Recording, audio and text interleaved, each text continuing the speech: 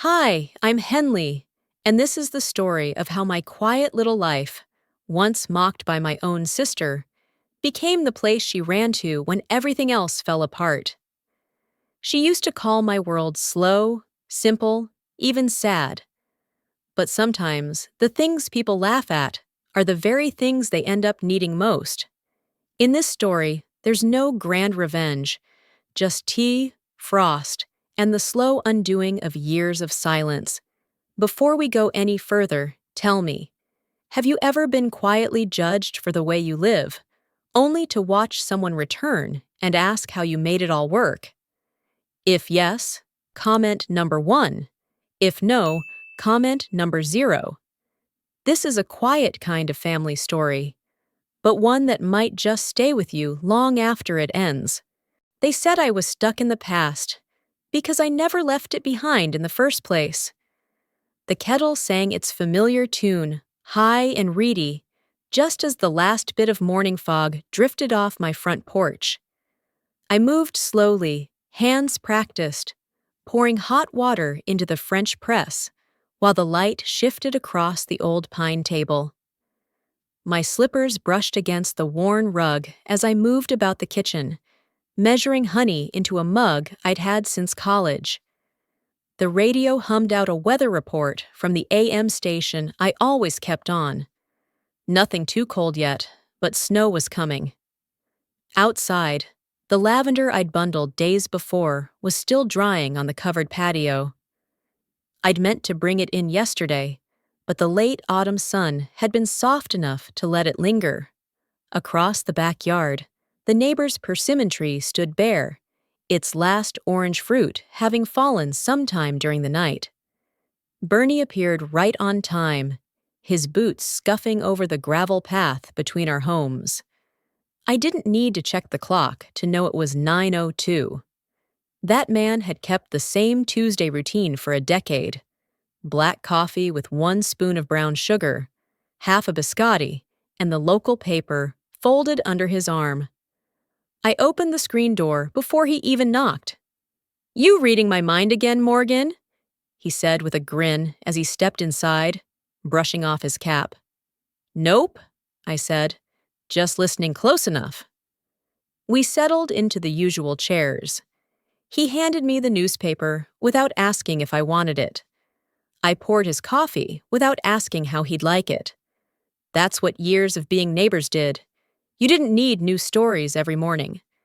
Sometimes silence and shared heat were enough. He told me about his cousin Margaret's cataract surgery. I told him the squirrels had finally cracked open the pumpkins I left out. We sat there as the sun warmed the porch windows. After a while, he sighed and said, "You know, Thanksgiving's next week." I nodded, knowing what was coming. "Still just us?" "Still just us." He didn't press further. After he left, I spent the afternoon arranging my bundles for the Saturday market. Lavender, eucalyptus, some dried goldenrod I'd picked back in September. I tied them with twine, tucked handwritten labels in each.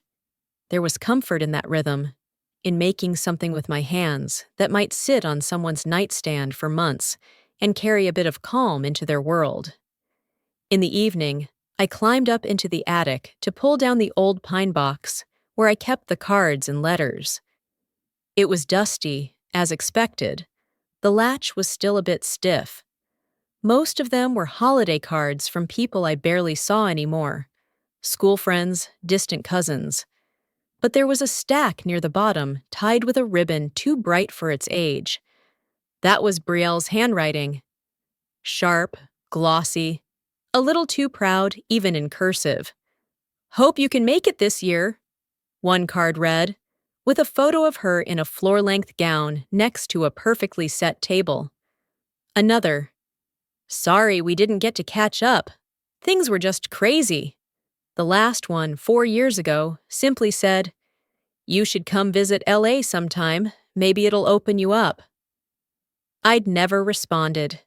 The kitchen was quiet as I returned downstairs. I filled the kettle again, added more logs to the stove. The house smelled like beeswax and mint. I liked it that way. When the phone rang, I nearly didn't answer. The number was unfamiliar, area code from the city. I let it go to voicemail, then picked it up out of habit and played it back. Clarabelle. No, I mean, Henley. It's Brielle. I need you.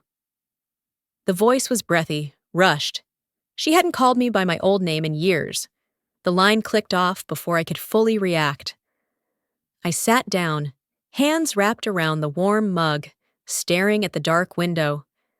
My own reflection looked like it belonged in an older world, a world she'd always teased me for staying in.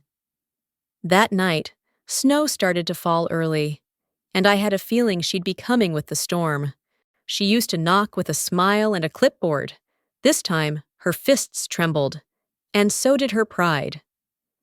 I'd pictured this moment for years, though never like this. If she ever came back, I imagined it would be after some big revelation, maybe a grand apology with flowers or tears.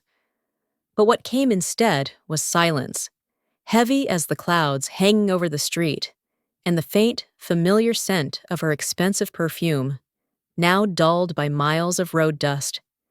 It was early, barely past 7. I'd just stoked the fire and laid out the breakfast cloth, the one Mom embroidered before her arthritis made needles too cruel. The kitchen smelled of cinnamon and simmering oats. Outside, the snow had only just begun, dusting the steps in a fine powder. When the knock came, soft but hurried, I paused, teacup in hand. Opening the door, I saw her standing there, shivering in a coat that looked far too thin for Oregon winter. Her suitcase rested by her feet like it had collapsed under its own weight. Her eyes were puffy, red-rimmed, mascara clinging to the edges. "I need a few days," she said, barely above a whisper. I don't have anywhere else." I stepped aside, letting her enter without a word. The heat from the stove met the cold clinging to her clothes, creating a brief haze between us. She didn't look at me. I didn't expect her to. I set a kettle on, and she sat stiffly at the kitchen table, staring at her own hands.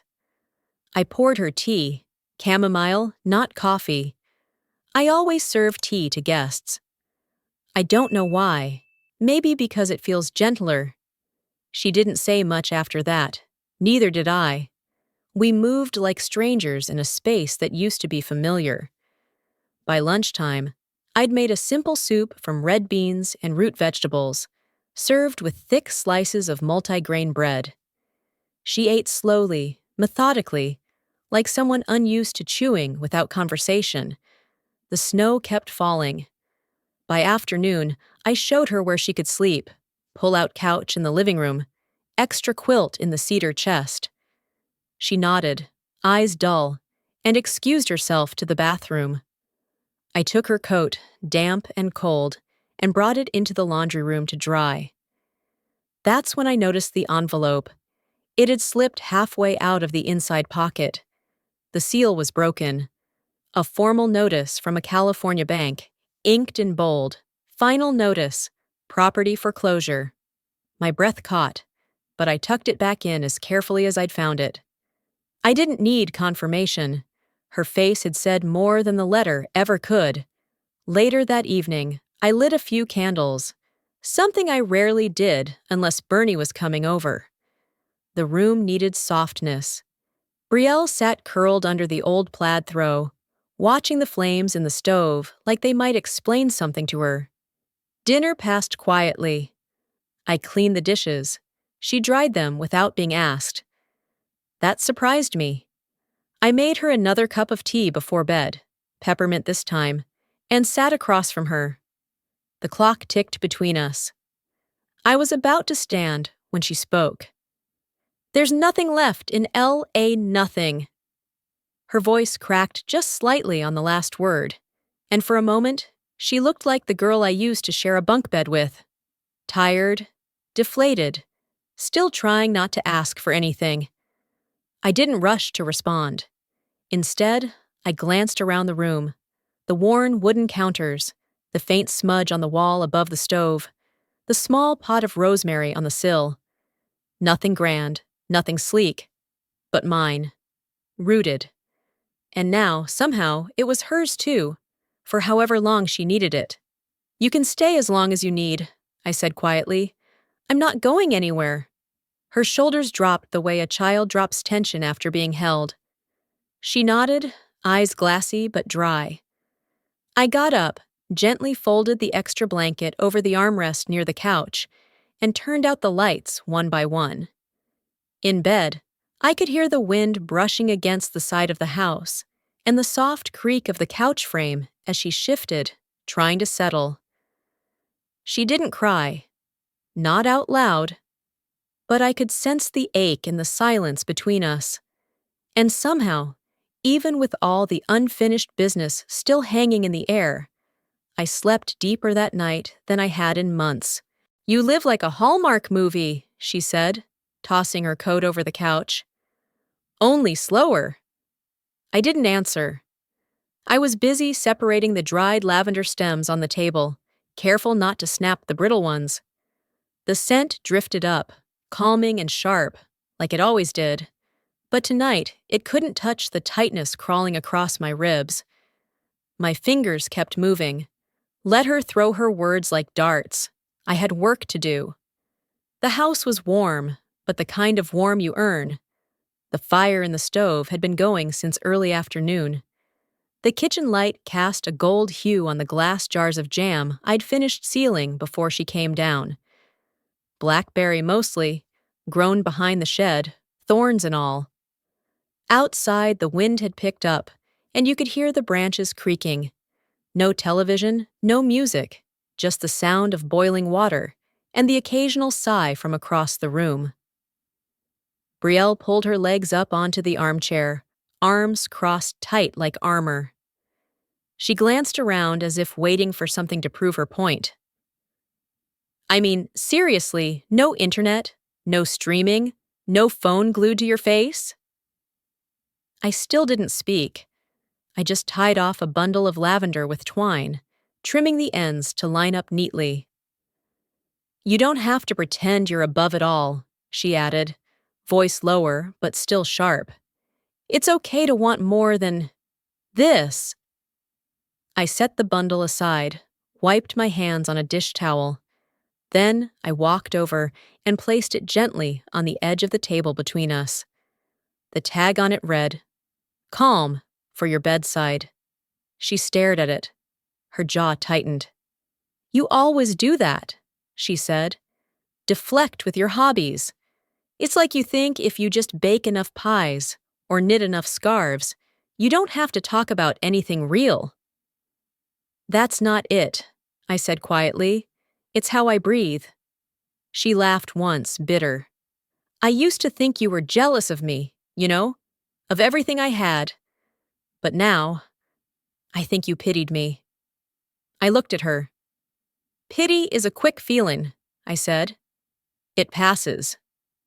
We had soup for dinner. Lentils and sweet potato. Simple, but enough. She ate in silence this time, her eyes tracing the pattern on the tablecloth, one of the few things we still had from our mother.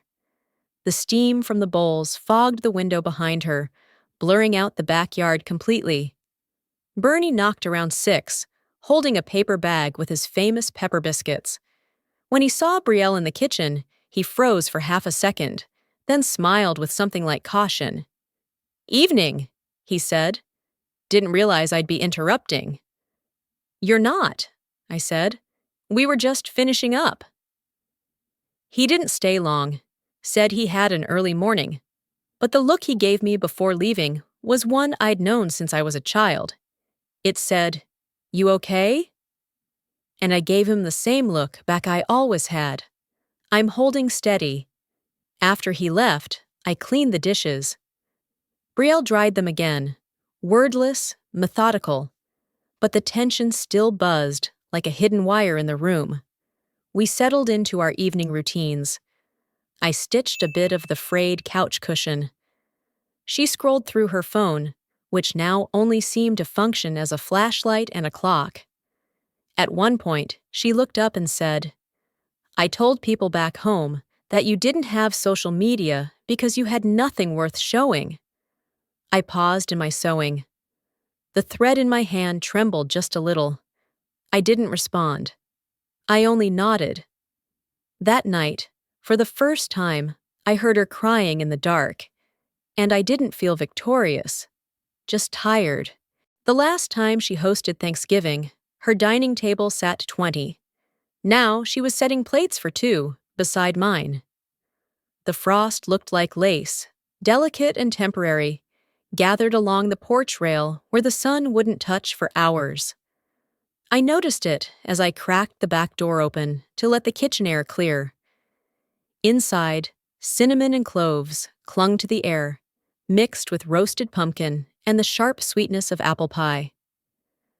I'd woken before dawn, like always, and worked in quiet rhythms. Measure, stir, taste, adjust. There's something sacred about early mornings on holidays. The house still holding the weight of sleep, the stove humming softly, and memory seeping in between movements. I could almost hear Mom's footsteps in the next room, the rustle of her apron, the way she used to hum without realizing it.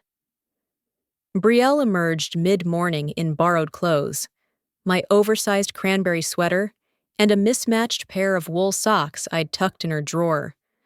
She didn't say anything about the smells or the soft jazz trickling from the old FM station. Just stood there for a moment, blinking like the light was too much. The sun had started pushing its way through the kitchen window, catching dust motes in golden streams.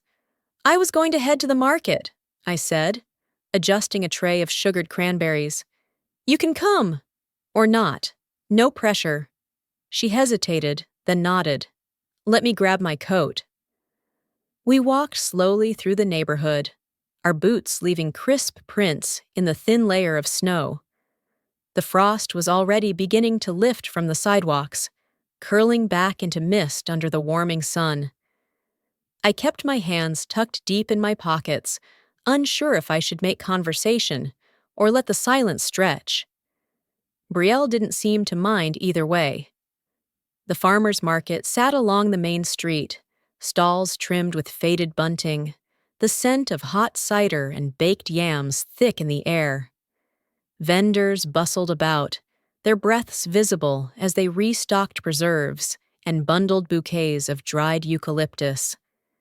Mrs. Connie waved first, bundled in a forest green parka, her breath puffing like steam. "Henley Morgan," she called. "The best-smelling stall this side of the Cascades."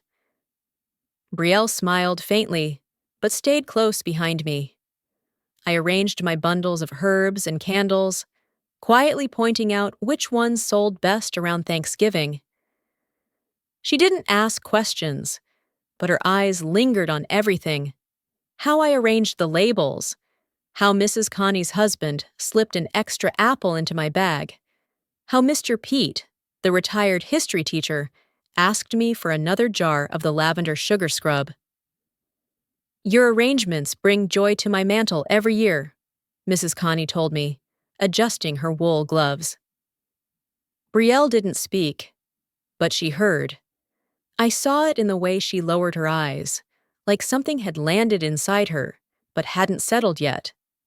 We returned around noon, arms full of apples and roasted pecans Bernie had insisted we take home. The table was already set. White linen, simple plates, the same silver we'd used since childhood. The turkey was small, just enough. No centerpieces, no name cards, just a linen napkin folded neatly, and the scent of warm rolls from the oven. Brielle helped with the biscuits, awkward with the dough, but careful not to tear them. I watched her concentrate, brows furrowed, as she pressed a fork around the edges. It wasn't graceful, but it was sincere. Bernie arrived with a bowl of dried fruit and that half-whistle, half-hum tune he always carried. "Smells like real tradition in here," he said, setting the bowl on the table. During the meal, The conversation wandered through the past. The year it snowed before Halloween, the town's power outage that left everyone cooking on fireplaces, the time Henley, me, helped Bernie locate his old art easel when he wanted to paint again after decades. Brielle didn't speak much, but she listened. And not just politely. She leaned in. Her eyes crinkled at stories, her head tilted slightly, as if trying to make sense of a different language she hadn't heard in years. She laughed once, quietly, when Bernie talked about the Christmas parade float catching fire mid-route. It felt like the first real sound from her since she arrived. After everyone had gone, the kitchen felt soft again, lit by the golden lamp near the stove and the last heat from the oven. The dishes were drying on the rack, and the table sat cleared, except for the bowl of dried fruit and 2 empty mugs. I was drying plates when Brielle leaned against the doorway, arms crossed but loose now. "They don't treat you like you're weird," she said quietly. I kept drying, then replied without turning. "That's because they're not looking for someone to impress." There was a long pause. Comfortable, not cold. She watched me for a while longer, then stepped into the room, picking up a clean towel without being asked. "Maybe next week," Brielle said softly. "I could help at your stand." Some truths come out like a scream. Ours came out over mugs of chamomile tea, almost whispered. It was quiet that night, the kind of quiet that only comes after snow. Not a flake in the air, not a gust of wind, just the soft ticking of the mantel clock and the occasional pop from the stove. I was seated near the fire, hands moving slowly, rhythmically, over a half-knitted scarf in dusty blue. Across the room, Brielle was bent over my little work table, sorting tags for the dried lavender bundles. She'd offered to help without me asking, and I hadn't said no. The lamplight fell golden on her face. She wasn't wearing makeup. Her hair was up in a loose knot. For once, she looked like someone from here, not someone just passing through. There was something softer about her posture tonight. Not just tiredness, resignation maybe, or relief. A kind of quiet surrender. "Did you ever—" she began, then paused. "Were you ever jealous of me?" The question landed gently, but not softly. I didn't look up. I gave the yarn another loop, watching how it curled. "No." She glanced at me, maybe expecting more. I took a breath. "I wanted to be like you when we were younger," I admitted. "Not because of what you had, but because people liked you instantly. I never figured out how to make myself easy." Brielle set down the pen in her hand. "There was a dance," I continued. "Sophomore year. I got asked, believe it or not. A boy from the art club. But I told him no, because the same day someone taped a note to my locker that said, 'She probably smells like dried flowers.'" She winced. "I didn't know that." "You wouldn't have," I said simply. "I stopped talking about things that made me look small." The silence that followed was thicker than before. She leaned back in the chair, arms crossed, but not defensive. Just folded in, like someone drawing warmth close. The kind of silence that lets things settle, that holds space for truths we don't know how to phrase. "I used to hate you," she said suddenly. Her voice didn't waver. It came out low, even. "Not because you were mean or difficult, but because you kept being kind, even when people ignored you. Even when Mom gave me the bigger plate and you said you weren't hungry. I knew you were lying. I just pretended not to." I set the scarf in my lap. The yarn was soft, a blend of alpaca and wool, something I'd saved for years for no particular reason. "I survived by growing things," I said. "I never learned how to hate." Her lips pressed together. She didn't say anything at first. Her shoulders trembled a little, and then it happened. She cried. Not the loud, performative kind. Not even the quiet sobbing of someone who wants to be noticed. Just tears, falling without apology. She pulled her sleeves over her hands, pressed them to her face. The way she curled inward reminded me of the morning glories in spring, folding in at dusk. "Thank you," she whispered through it, "for not slamming the door." I didn't say anything. I just sat with her. The fire cracked gently in the stove. Shadows from the candle danced across the walls like stories passed down without words. We stayed that way a while, time slowing down in a way I hadn't felt since we were children. The wind had quieted. Outside, the streetlight caught the last shimmer of frost on the maple branches. I could see it from my chair, the sparkle, the stillness, the kind of beauty that didn't need to announce itself. There were so many things I could have said, that I missed her, that I was angry sometimes, that I didn't know if I could trust this version of her yet. But in that moment, none of it seemed necessary. What we needed wasn't more conversation. It was presence. It was staying. She sniffled, wiped her eyes with the edge of her sleeve, and looked over at me. Her face looked different. Not younger, not older, just clearer, like something had shifted. "I don't want to leave yet," she said. "If that's okay?" I nodded slowly. "Of course." She didn't smile, but she didn't need to. Instead, she picked up the tag she'd dropped and returned to sorting, slower this time, more careful. I returned to my knitting, but now my hands were still. For a long time, we didn't do anything but exist in the same room. And that, for the first time in a long time, was enough. The snow had melted by morning, but something softer had settled between us. It was the kind of crisp early December day that felt borrowed, sunlight warm enough to pull open the windows, the ground still damp from the thaw, and the air laced with pine and chimney smoke. There was a clarity to everything, the sky, the silence, even the way Brielle carried herself as she tied her hair back at the kitchen sink.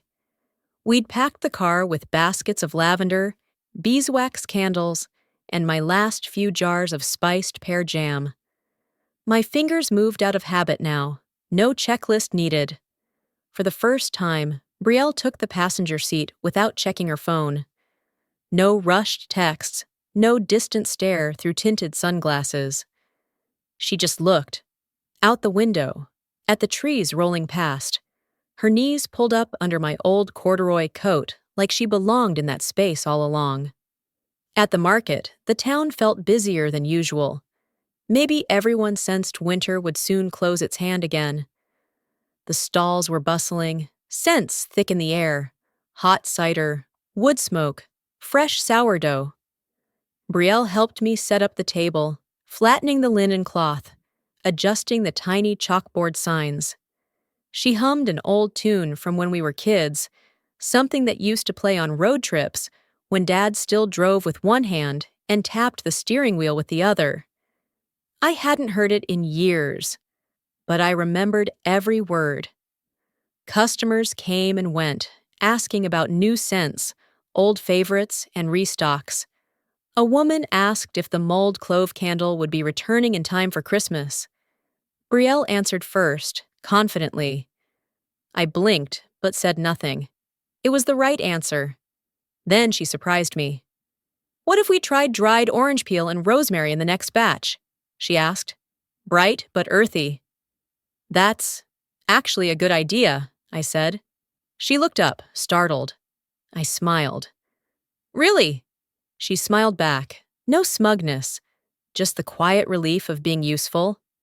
It wasn't a grin of pride. It was something warmer, simpler. Like a door inside her had opened just a little. Mid-morning, Bernie appeared with a letter in hand and cheeks red from the cold. "Got something from the county office," he said, handing it over like it was a pie he'd baked himself. "Figured I'd deliver it in person." I wiped my hands and opened it. The logo was familiar, Ashland Parks and Recreation. Inside, Approval for the healing garden project I'd submitted 6 months ago. A small space behind my house, meant for lavender, herbs, and a bench or two. I'd nearly forgotten I applied. It had felt like a silly dream back then. Too much hope, not enough practicality. I looked up at Bernie. He winked. Maybe someone on the review board mentioned how much healing happens around your kitchen table. Brielle read over my shoulder, then looked at the stalls around us, then at me. Her expression softened. You always planted things no one thought mattered, she said. Turns out they heal people, even ones who didn't think they needed it. I didn't know what to say, but I handed her something instead. A small silver key on a faded green ribbon. It had been in my coat pocket for days, just in case. For whenever you want to come back, I said. Or stay. She held it carefully, like something fragile. Her thumb brushed over the edge. I mocked your life, she said, and now I want to be part of it, if you'll let me. I didn't answer out loud. I just kept tying bundles, letting her words settle in me like warmth into soil. Some answers don't need to be spoken. They're lived. We sold out before noon. That night, after dinner, roasted vegetables, apple pie, tea steeped long and strong. We stepped onto the porch to light the lantern. A ritual I'd started after moving in, for no reason other than the peace it gave me. The December breeze had teeth, but the light between us was steady. I pulled my shawl tighter. She didn't seem to notice the cold. I stood there a moment, watching her reach for the matchbox without hesitation. She struck the match, cupping it like she'd done it 100 times. Her face glowed amber in the flame. Something in my chest eased. As we lit the porch lantern that night, I realized something. She hadn't knocked to come in this time. She already had a key. Some homes don't have fences, just porch lights left on in case someone finds their way back. I used to think forgiveness needed words, but maybe it just needs time and a place where you're welcome even after you've fallen apart. When we stop measuring each other by old mistakes or loud achievements, we start to see the quiet grace in simply staying kind. Like lavender in winter, what seems small and out of season can still bring comfort when it's needed most. If this story stirred something in you, maybe it's time to send that note, open your door, or simply leave the light on. And if you'd like more stories that remind you how healing can bloom in unexpected places, feel free to subscribe. I'll be right here, waiting with a warm cup of tea.